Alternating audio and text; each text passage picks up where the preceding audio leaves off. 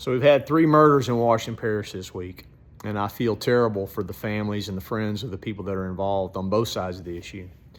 You know, there's no telling how many lives have been affected on a permanent basis because of some short-term and emotional decisions. I went to a church, we were invited to go to a church today that I don't regularly attend, and the pastor said something that made me think about this in a different way. He was talking about a couple other things, but he mentioned that the law exists to hold men accountable to other men. In other words, the law tells us what not to do, and then when that's violated, we have to hold people accountable. And we're going to do that in both of these cases. But our actions also have a spiritual consequence.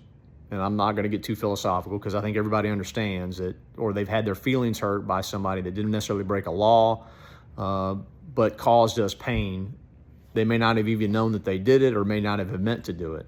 But our actions or our lack of actions also have a spiritual consequence. There's not a family in this parish that is not affected by drugs or mental health. I don't care what they tell you. If you go far enough, there's not a family in this parish, whether you're white or black or rich or poor or east side, west side, come here, been here, doesn't make a difference.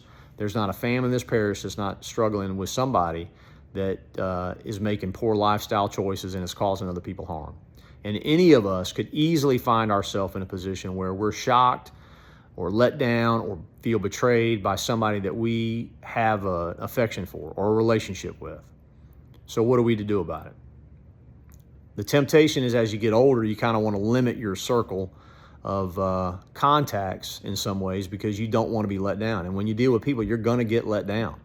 But that's like saying, well, I don't want to exercise or eat right because I'm going to get ill or injured.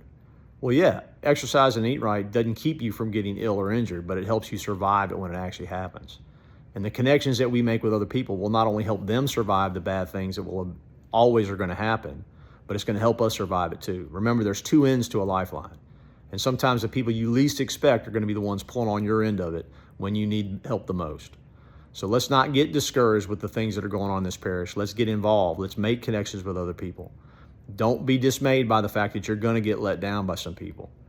We've got to do what we can to make this parish a safer place.